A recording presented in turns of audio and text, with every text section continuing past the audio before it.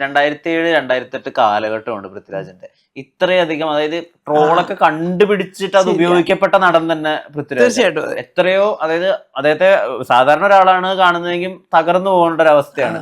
Interview മൊത്തം എടുത്ത് mock ചെയ്യുക, പേര് മാറ്റി വിളിക്കുക, എന്താ പറയാ, ഇദ്ദേഹം സംവിധാനം ചെയ്യുന്ന രാജപ്പൻ എന്നുള്ള പേരിട്ട് വിളിക്കുക. പക്ഷെ അതൊക്കെ ഒന്ന് തിരുത്തി പറയാണ്. അന്ന് ശരിക്കും അങ്ങനെ തകർന്നു പോയ പൃഥ്വിരാജ് ഉണ്ടായിരുന്നു? ഇല്ല ഇല്ല. അവിടെയാണ് ഞാൻ പറയുന്നത്, എൻ്റെ സുഖേട്ടൻ്റെ എൻ്റെ മക്കളെന്ന് പറഞ്ഞാൽ അതാ. ഞാനും തളർന്നില്ല, അവരും തളർന്നില്ല. ഞാൻ ഒരു കാര്യം പറഞ്ഞു, ഈ ട്രോളിക്കോട്ട് പോടുമ്പോൾ അതൊക്കെ മൈൻഡ് ചെയ്യാതെ വിട്. ഇതിനെല്ലാം തിരിച്ചവർ അയ്യോ വേണ്ട മിണ്ടായിരുന്നാൽ മതിയായിരുന്നു എന്ന് അവർക്ക് തോന്നും, പുറത്ത് പറഞ്ഞില്ലെങ്കിലും. പുറത്ത് പറയണമെങ്കിൽ ഇപ്പോൾ ഈ മോഹൻലാലിൻ്റെ കാര്യം പറഞ്ഞാൽ ഒരു വിശാല മനസ്സ് വേണം. ഇന്നിപ്പോൾ ഞാൻ കണ്ടു നമ്മുടെ മൈത്രേയൻ സാർ എന്തോ ഒരു ഇൻ്റർവ്യൂവിൽ പറഞ്ഞപ്പോൾ, എന്തോ രാജുവിൻ്റെ ഒരു പടത്തിനെ കുറിച്ച് പറഞ്ഞ് ഇന്ന് അദ്ദേഹം പരസ്യമായിട്ട് ഫേസ്ബുക്കിൽ മാപ്പ് പറഞ്ഞിട്ടുണ്ട്. മൈത്രേയൻ സാറിനെ പോലൊന്നും ഒരാൾ അങ്ങനെയൊന്നും പറയേണ്ട ഒരു കാര്യമില്ല. അദ്ദേഹത്തിൻ്റെ വലിയ മനസ്സിൻ്റെ ഒരു ഇതാണ്.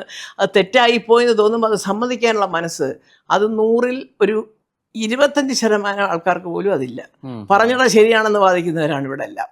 അതും പ്രത്യേകിച്ച് സോഷ്യൽ മീഡിയയിൽ കുറേ മന്നന്മാർ, ഞാൻ പറയാതെ പേരറിയാമല്ലോ, അയ്യോ എൻ്റെ അമ്മ. അപ്പോൾ അതുകൊണ്ട് ഞാൻ പറയുന്നത്, അന്നും തളർന്നിട്ടില്ല. പക്ഷെ അവന് വിശ്വാസം ഉണ്ടായിരുന്നു.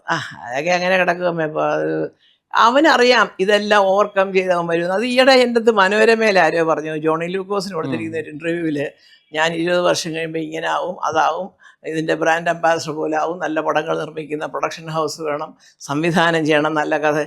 ഈ പറഞ്ഞ 20 കൊല്ലം മുമ്പെടുത്ത ഇൻ്റർവ്യൂ. പക്ഷെ അതെല്ലാം അദ്ദേഹം ഇപ്പം നടത്തിയില്ലേ ചേച്ചി എന്ന് അവർ ചോദിച്ചു. അതെ. അപ്പം ആ വിശ്വാസം എനിക്കറിയാം. എന്ത് ട്രോൾ ചെയ്യാലും എൻ്റെ മക്കൾക്ക് ഇവർ പറയുന്നതിലൊക്കെ കഴിവുള്ളവരാണെന്നറിയാം. ഞാൻ അങ്ങനെയാണ് എൻ്റെ കുഞ്ഞുങ്ങളെ വളർത്തിയിരിക്കുന്നത്. ആ വിശ്വാസം എനിക്കുണ്ട്. ഈ രാജമൗലിയുടെ കൂടെ പടം ചെയ്യാണെന്നൊക്കെ അറിയുന്നു. അതെ. അത് പക്ഷെ ആള് സമ്മതിച്ചിട്ടില്ല എവിടെയും. അല്ല, ഒരു ഷെഡ്യൂള് കഴിഞ്ഞു. കാശിയിലായിരുന്നു, ഒറീസയ്ക്കാണ്. കാശിയിൽ കഴിഞ്ഞു. ഇപ്പം അടുത്തത് മെയിലെങ്ങാണ്ട്. തെലുങ്ക് ഡയലോഗുകൾ പഠിക്കാൻ പോലും വലിയ ശ്രമം നടത്തുന്നുണ്ട്. രാജു തന്നെ ഡബ് ചെയ്തേ, വേറെ ആരെ കൊണ്ടും ഡബ് ചെയ്യിക്കില്ല. തെലുങ്കും അതെ, തമിഴും അതെ, ഹിന്ദി അതെ, മലയാളവും അതെ, എല്ലാ ഭാഷയും. കന്നഡ പോലും അവൻ പഠിച്ചു പറഞ്ഞു. അത് അങ്ങനെ ഇതുണ്ട് കേട്ടോ. തലേ ദിവസം സ്ക്രിപ്റ്റ് കൊണ്ടുവരാൻ പറയും. എന്നിട്ട് അത് ടേപ്പിൽ ആ ഡയലോഗ് കേട്ട് അവനെ പെട്ടെന്നൊരു ക്യാച്ചിയാണ് ആൾ, പറയാതിരിക്കാൻ വയ്യ. തെലുങ്കെല്ലാം പറയും. അപ്പോൾ ഇപ്പോൾ കുറച്ച് തെലുങ്കൊക്കെ കേട്ടാലും അറിയാം. ഞാൻ പറയുന്നത്, നീ എന്നെക്കാട്ടി തെലുങ്ക് പഠിക്കുന്നുണ്ട് കേട്ടോ എന്നൊക്കെ ഞാൻ പറയാറുണ്ട്.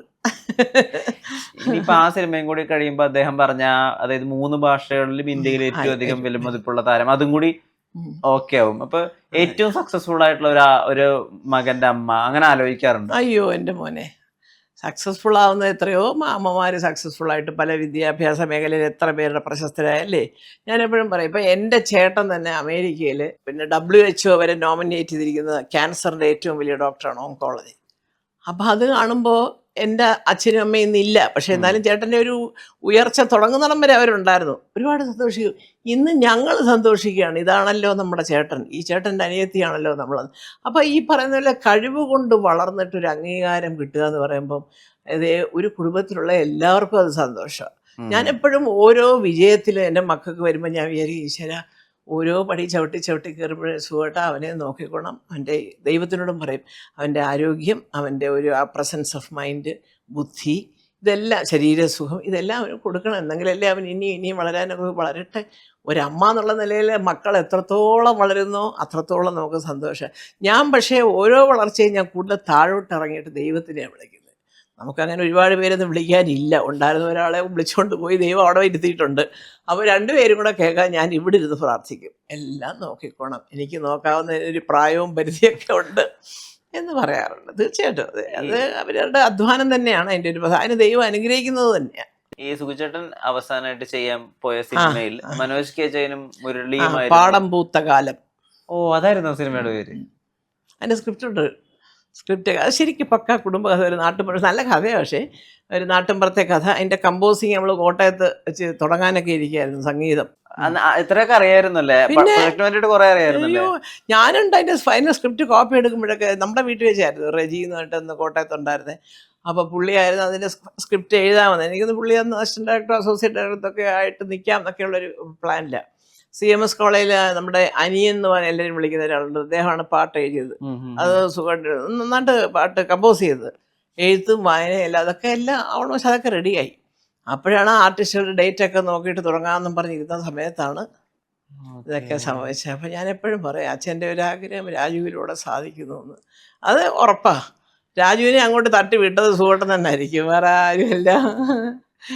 ഇന്ദ്രജിത്തിനെ പലപ്പോഴേ ഈ അണ്ടർ യൂസ്ഡ്, അതായത് ഇനിയും ഉപയോഗിക്കപ്പെടാത്ത അല്ലെങ്കിൽ ഇനിയും കഴിവിനനുസരിച്ച് വേഷങ്ങൾ കിട്ടാത്ത അങ്ങനെ തോന്നാറുണ്ട്. മല്ലികമ്മയ്ക്ക് ഇന്ദ്രജിത്തിന് അങ്ങനെ തോന്നിയിട്ടുണ്ടോ? അതായത് അല്ല, ഇന്ദ്രൻ അസാധ്യ ആർട്ടിസ്റ്റാണ്. കാരണം അവനെല്ലാം ചെയ്യും, കോമഡിയും സീരിയസും ഒക്കെ. ഞാൻ ഖത്തറിൽ പോകുമ്പോൾ എല്ലാവരും അവിടെ എല്ലാവർക്കും ഇന്ദ്രനെ വലിയ കാര്യമാണ്. കാരണം ഇന്ദ്രൻ എൻ്റെ കൂട്ട് കുറച്ച് ചിലപ്പം കൂടല്ല, രാജുവിൻ്റെ കൂട്ട് മിണ്ടാതിരിക്കത്തില്ലല്ലോ. അയ്യോ ആരെങ്കിലും വഴിയെ കിട്ടാൻ അയ്യോ എങ്ങോട്ട് പോകുന്ന പോലെ അങ്ങ് തുടങ്ങും. രാജു നേരെ തിരിച്ചാ, നമ്മൾ അങ്ങോട്ട് കയറി പറയണം ഞാൻ അതുവരെ ഇത് പോയിട്ട് അങ്ങനെ ആട്ടെ. ഇതാണ് രണ്ടിൻ്റെ വ്യത്യാസം. അപ്പം അതുകൊണ്ട് ഞാൻ ദോഹയിൽ പോകുമ്പോഴെല്ലാം ഇങ്ങനെ ചോദിക്കും. ഞാനവിടെ ആയിരുന്നു കുറേ കാലം താമസം. എനിക്ക് ഹോട്ടലുകൾ 6 ബ്രാഞ്ച് ഉണ്ടായിരുന്നു, സ്പൈസ് ഫുഡ് 6 ബ്രാഞ്ച് ഉണ്ടായിരുന്നു, 6 ഔട്ട്ലെറ്റ് ഉണ്ടായിരുന്നു. അപ്പം അങ്ങനെ ഞാൻ അവിടെ നിന്ന സമയത്തെല്ലാം ചേച്ചിയോ ഇന്ദ്രയോ പാവോ ഞങ്ങൾക്ക് മറുപടി അയച്ചു. അപ്പോൾ അവൻ അങ്ങനത്തെ കാര്യങ്ങളൊക്കെ ശ്രദ്ധിക്കുന്നതുകൊണ്ട് വലിയ കാര്യമാണ്. പിന്നെ ഇന്ദ്രനെ ആസ് ആൻ ആർട്ടിസ്റ്റ് എല്ലാവർക്കും ഇഷ്ടം. ഇന്ദ്രൻ എന്ത് രസമായിട്ടാണ് ചെയ്യുന്നത്, കോമഡി ആയാലും മറ്റേതായാലും. ഇപ്പോൾ ഈ അമർ അക്ബർ ആൻ്റണിയൊക്കെ ഇറങ്ങിയ സമയത്ത് ഭയങ്കര ചിരിയായിരുന്നു. പിന്നെ പ്രതിവിധി നാളെ ചെയ്യാന്നൊക്കെ പറഞ്ഞില്ലേ, ആ ഡയലോഗുകളൊക്കെ ഇപ്പോഴും ഏറ്റു പറഞ്ഞ് എൻ്റെ അടുത്ത് വന്നിട്ട് പറയുന്നവരുണ്ട്. ഇന്ദ്രൻ നല്ല ആർട്ടിസ്റ്റാണ്, ഈ പറയുന്നത് കറക്റ്റാണ്. കാരണം ഇന്ദ്രനെ ഏത് തരത്തിൽ ഉപയോഗിക്കുക എന്നുള്ളതിനെ പറ്റി ഒരു വിശദമായ ചിന്തയോ ചർച്ചയോ വരാത്തതിൻ്റെ കാരണം ഇന്ദ്രൻ തുടക്കം മുതലേ എല്ലാ വേഷവും ചെയ്യും. ചെറിയ വില്ലൻ വേഷം, ക്യാരക്ടർ വേഷം, നായക വേഷം എല്ലാം ചെയ്തു. രാജു കയറിയത് നന്ദനത്തിലാണ്. അപ്പം അതിൻ്റെ ഒരു അഡ്വാൻറ്റേജ് രാജുവിന് നന്നായിട്ടുണ്ടായി. നല്ലൊരു പടത്തിൽ ഹീറോ ആയിട്ട് വന്നു എന്നൊക്കെ ഉള്ളത്. ഇന്ദ്രൻ എല്ലാം കഴിഞ്ഞ് ഹീറോ ആയിട്ട് വരുന്നത് കുറച്ച് കഴിഞ്ഞിട്ടല്ലേ. അപ്പം അതുകൊണ്ട് തന്നെ ഇപ്പോഴും 2 ഹീറോയിലുള്ളതിനകത്ത് ഒന്ന്, പിന്നെ അല്ലെങ്കിൽ ഒരു നല്ല ക്യാരക്ടർ, ഇത് ഇങ്ങനെ അമ്മാവൻ്റെ ഇങ്ങനെ ഒരുപാട് വേഷങ്ങൾ അവന് വരും. ഇപ്പം പക്ഷേ ഈസ് വെരി ബിസി. കാരണം അവനിപ്പം അനുരാഗ് കശ്യപിൻ്റെ ഹിന്ദിയിൽ ഹീറോ ആണ്. പിന്നെ ഇതായിട്ട് തെലുങ്ക് ഒരു വെബ് സീരീസും തമിഴ് വെബ് സീരീസും ഇതിനിടയ്ക്ക് ട്രിഷയായിട്ടൊക്കെ ഉണ്ടായിരുന്നു. അതെ, അപ്പൊ അതിങ്ങനെ കുറെ ഇങ്ങനെ ഓടി നടക്കുന്നുണ്ട്, എല്ലായിടത്തും അങ്ങ് തിരക്കാ. 3 ചെറുമക്കളെ പറ്റി കൂടി ചോദിച്ചോട്ടെ. ഈ അലങ്കൃത അച്ഛമ്മയുമായി എത്ര അടുത്ത് നിൽക്കുന്നു? അലങ്കൃത അച്ഛമ്മയുമായിട്ട് അടുത്ത് നിൽക്കുമായിരുന്നു ഇവിടെ താമസിക്കുന്നിടം വരെ.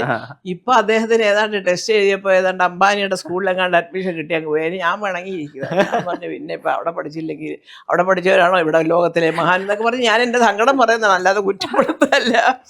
അപ്പം ഞാനിങ്ങനെ പിള്ളേരെ കാണാനൊക്കാത്തൊരു പ്രയാസം എനിക്കുണ്ട്, അലങ്കൃതയൊക്കെ. അപ്പം ഞാൻ പറയാം എത്രയോ വലിയ മിടുക്കന്മാർ ലോകമെമ്പാട് കിടക്കുന്നവരൊക്കെ മലയാളികളാണ്. അയ്യോടാ അത് ശരി, അവരൊക്കെ ഇപ്പം ഈ സ്പേസിൽ പോയവർ വരെ അമ്പാനിയുടെ സ്കൂളിൽ പഠിച്ചോണം, അമ്പാനിയുടെ സ്കൂളൊക്കെ ഇപ്പം വന്നതല്ലേ. അപ്പം അതിനു വേണ്ടിയോ നീ കുഞ്ഞിനെ അപ്പം പറയില്ലമ്മേ ഇനി വരും. ഇപ്പോൾ കുറേ വർക്കുകളൊക്കെ ബോംബെയിലല്ലേ, അതൊക്കെ കഴിയുമ്പോൾ ഞങ്ങൾ പിന്നെ അവിടെ ഒരു വീട് വാങ്ങിക്കുന്നതിൻ്റെ ഒരു സംഭവം അതിപ്പം അങ്ങോട്ട് മാറിയിട്ടില്ല. ശരിക്കും ഞാൻ ആദ്യം ഒരെണ്ണം വാങ്ങിച്ചാൽ അത് കൊടുത്തേച്ചായി പുതിയതായിട്ട് വാങ്ങിക്കാൻ നിൽക്കുന്നതൊക്കെ, അത് സെപ്റ്റംബറിലാവും.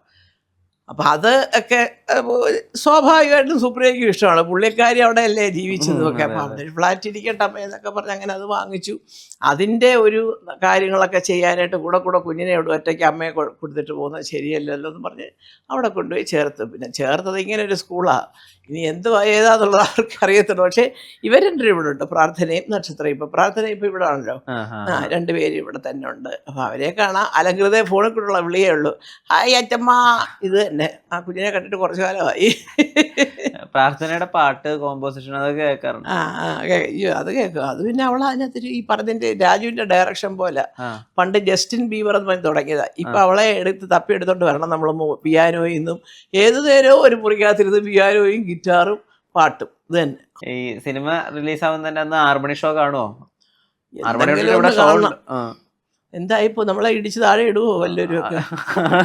അതാണ് പേടി. ബാക്കിയെല്ലാം കൊള്ളാം. കാരണം അവിടുത്തെ തിരക്കിൽ അതിപ്പോൾ ഈ പടം തന്നെ ആരുടെ പടം വരുമ്പോൾ ഈ ഫസ്റ്റ് ഷോയ്ക്ക് ഒരു ബഹളം, ഫാൻസിൻ്റെ ഒരു ഇതുണ്ടാവുമല്ലോ.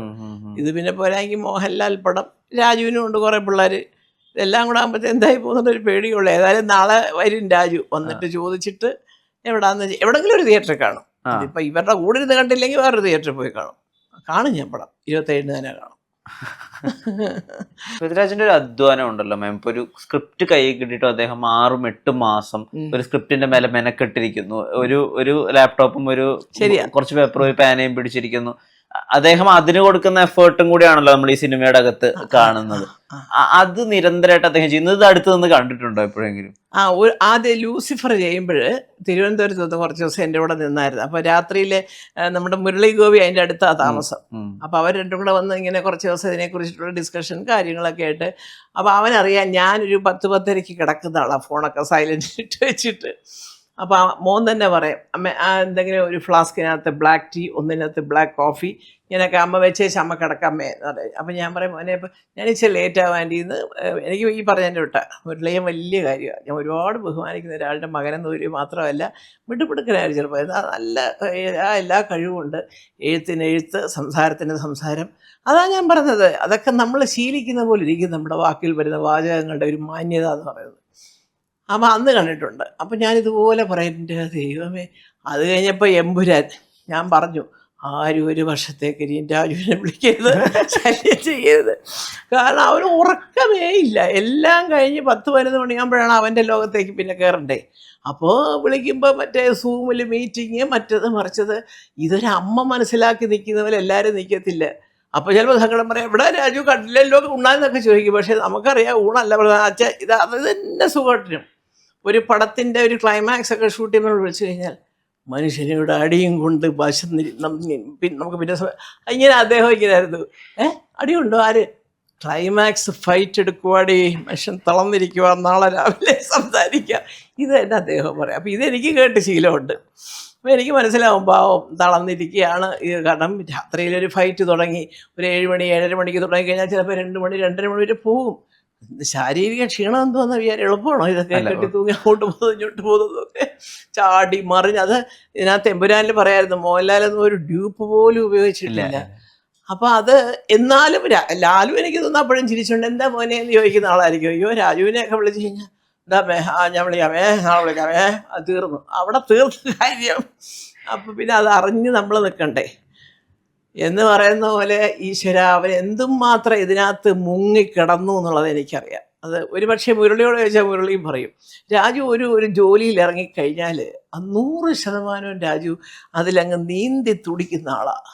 ഇരുന്നു അവൻ്റെ ലാപ്ടോപ്പിലിട്ടു, അത് പിന്നെയും വായിച്ചു നോക്കി, ഇങ്ങനെ അത് എന്താ ലൊക്കേഷൻ കിട്ടിക്കഴിഞ്ഞാലോ അവിടെ എന്തെടുക്കുക, ഇവിടെ എങ്ങനെ എടുക്കുക. ഇത് സുജിത്ത് എന്നോട് പറയും, എൻ്റെ പൊന്നെ ചേച്ചി സുജിത്ത് വാസ് എൻ്റെ ക്യാമറ. ഞാനെപ്പോഴും പറയും, അയ്യോ സുജിത്തെ നന്നായി, അയ്യോ നന്നായിരിക്കാതെ എന്ത് ചെയ്യും, ചേച്ചിയുടെ മോൻ പറയുന്നതല്ല അതുപോലെ എടുത്ത് കൊടുക്കല്ലേ എന്നൊക്കെ സുജിത്തും. അതുപോലെ സുജിത്തും എടുക്കാനായിരുന്നാലും പുള്ളിയൊക്കെ പറയും. അതുവരെ രാജുവിന് നല്ല തറവാണ്. അപ്പോൾ അതുകൊണ്ട് ഒന്നും നമുക്കൊരു കോംപ്രമൈസ് ചെയ്യാനൊക്കത്തില്ല. എമ്പുരാന്റെ മൊത്തം ഒരു കുടുംബം പോലെയല്ലേ? ശരി, അത് സത്യം, ഒരു കുടുംബം. എനിക്കതിൽ സന്തോഷമേ ഉള്ളൂ. കാരണം എല്ലാവർക്കും തമ്മിൽ കല എപ്പോഴും പണ്ട് ഞാൻ പറയാം, കലേ സീനൊക്കെ തന്നോ? ഞാൻ ചോദിക്കത്തില്ല, ഡയറക്ടറോട് കൊണ്ടിരിക്കുന്നത് പൃഥ്വിരാജ്. അപ്പം കല ചിരിക്കും. ഞാൻ പറയും, എൻ്റെ കുഞ്ഞെ എല്ലാം വാങ്ങിച്ചറിഞ്ഞ് തന്നാൽ ഞാൻ ചോദിക്കുമ്പോൾ എൻ്റെ അമ്മയും കൂടെ ഇതിൻ്റെ ഇടയ്ക്ക് വന്ന് ഇങ്ങനെയൊക്കെ പറയാം. അപ്പോൾ അതുകൊണ്ട് രാവിലെ വിഷമിക്കണ്ട, എന്താണെന്ന് വെച്ചാൽ പറഞ്ഞാൽ അത് ഞാൻ രാവിലെ 9:30 മണിക്ക് വിത്ത് കോസ്റ്റ്യൂം അവിടെ കാണുമെന്ന് പറഞ്ഞാൽ ഞാൻ ചെല്ലും. അവൻ വരുന്നതിന് ഒരു 10 മിനിറ്റ് മുമ്പെങ്കിലും ഞാൻ ചെല്ലും. എനിക്കറിയില്ലെങ്കിൽ അവൻ്റെ ടെൻഷൻ ഒന്നില്ലേ അമ്മ വന്നില്ലേ എന്നൊക്കെ ചോദിച്ചാൽ ആകുമൊത്ത അപ്പോൾ അത് വേണ്ട. അപ്പോൾ എന്ന് പറയുന്നതിൽ അവരൊരു കുടുംബം പോലെയാണ്. ഇപ്പോൾ അതിൻ്റെ ഈ പറഞ്ഞിട്ട് തറവാട്ട് കാർന്നവർ ഉണ്ട്. മോഹൻലാൽ ഈ തറവാടിൻ്റെ എല്ലാ കാര്യങ്ങളും കാർന്നവർക്കും ബാക്കിയുള്ളവർക്കും വേണ്ടി നോക്കുന്ന ഏറ്റവും വലിയൊരു കാര്യസ്ഥനുണ്ട്, ശ്രീ ആൻ്റണി പെരുമ്പാവൂർ. ഇവരൊക്കെ കൂടെ അതൊരു വലിയ കുടുംബമാക്കി എടുത്തിരിക്കുക. അങ്ങനെ തന്നെ ഈ സ്നേഹം ഞങ്ങളൊക്കെ മരിക്കുന്നിടം വരെ അങ്ങോളം നിലനിൽക്കട്ടെ. സത്യം കാരണം എനിക്ക് ഇതൊന്നും ഇനി ആരെങ്കിലും എന്തെങ്കിലും പറഞ്ഞ് തെറ്റി പോകുന്നു, എനിക്കതൊക്കെ വലിയ വിഷമമാണ്. കാരണം അത്രയ്ക്ക് സ്നേഹിച്ചിട്ടാണ് അവരൊരു കുടുംബം പോലെ നിൽക്കുന്നത്. ഞാൻ എല്ലാവരോടും പറയുന്നതാണ്, എൻ്റെ സ്വന്തക്കാരോടും ബന്ധക്കാരോടും ഈവൻ മരുമക്കളോട് പോലും പറയും. ഞാൻ പറയും അതിനെ പറ്റിയിട്ടുള്ള സംസാരങ്ങൾ. കാരണം അവനറിയാവുന്ന അത്ര ഇവർക്കൊന്നും അറിയത്തില്ല. പിന്നെ എന്തിനാണ് നമ്മൾ ഉപദേശിക്കാൻ പോകുന്നത് എനിക്കും അറിഞ്ഞൂടാ.